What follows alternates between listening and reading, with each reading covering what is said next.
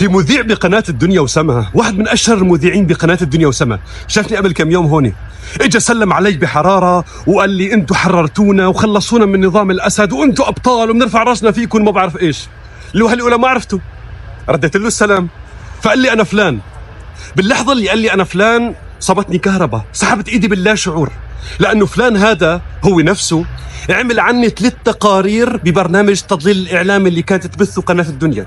شباب الثورة الأوائل بيعرفوا كتير منيح هذا البرنامج، بيعرفوا كتير منيح إنه هذا البرنامج كان يسبب لنا أذى نفسي وجسدي ما طبيعي. هذا البرنامج كان يحرض علينا، كان هذا البرنامج يتهمنا بأنه نحن إرهابيين وبأنه نحن أبواق الإرهابيين، وكان يحرض على قتلنا بشكل مباشر وصريح. باللا شعور وانا عم بسحب ايدي خبرته هلا صرنا ابطال ورفعنا راسكم. امبارحه لسه قبل كم يوم كنا ارهابيين وكذابين وخوني، هلا فورا صرنا ابطال هيك بكل بساطه. خبرته ورح خبر كل. امبارحه صارت شوشره مع الاعلاميين الموالين لنظام الاسد واللي لسه بيفتخروا انهم كانوا اعلاميين موالين لنظام الاسد. بدي خبرهم مثل ما خبرته. انا بالعاده بكون مؤدب مع الاشخاص اللي بيشوفوني، بس ما قدرت. قلت له انتوا قتلي، انتوا كنتوا عم تساهموا بقتلنا بالوقت اللي كان نظام الاسد عم يقتلنا بالبارودي والمدفع والطياره. انتوا كنتوا عم تقتلونا بكلماتكم وكنتوا تحرضوا علينا. انا مستحيل انسى ومستحيل سامح، مستحيل سامح حدا كان يتهم اصدقائي الشهداء الصحفيين الشهداء انهم كذابين وارهابيين وخوني وماتوا رفقاتنا على هاي الاتهامات.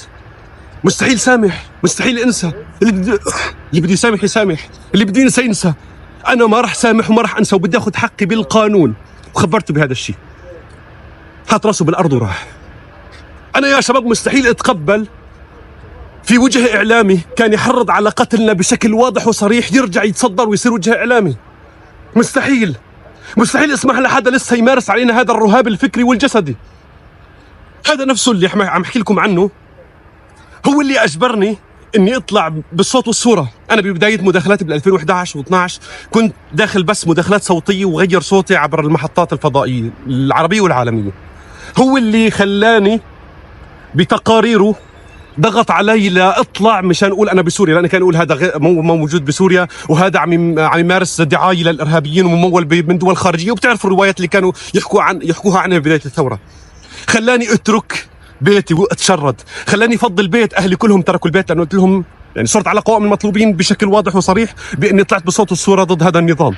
من 2011 شردني وشرد اهلي. انا كيف ممكن سامحه او اتقبل انه والله اشوفه مره ثانيه على التلفزيون؟ كيف؟ انا عم اقولكم بدي اخذ حقي بالقانون. انا بتمنى يتم الاسراع بتفعيل منظمه القضاء لناخذ حقنا بالقانون وبالعدل.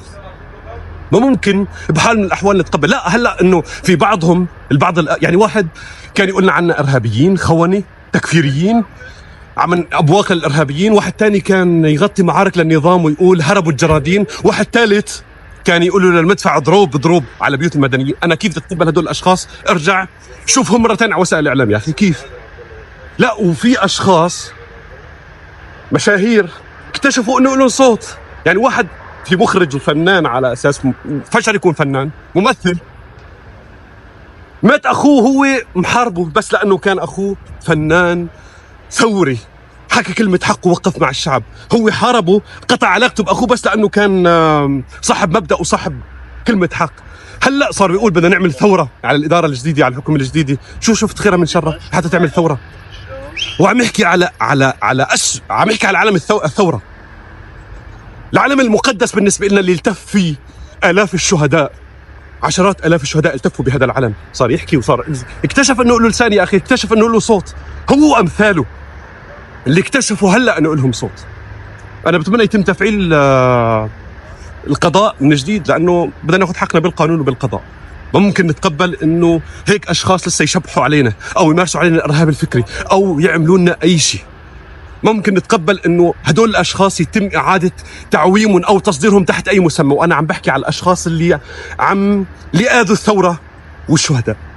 ما انا عم بحكي بكل تاكيد عن اي صحفي كان يمارس عمله الميداني، عمله الخدمي او باي مجال من مجالات الترفيه اللي هو. عم بحكي على الاشخاص اللي انخرطوا بشكل مباشر بالدفاع عن روايه الاسد القذره. عم بحكي بشكل مباشر عن الاشخاص اللي اذونا جسديا ونفسيا. بالنسبه لي ما راح اسكت وما راح سامح، وحقي باخده بالقانون وبالقضاء.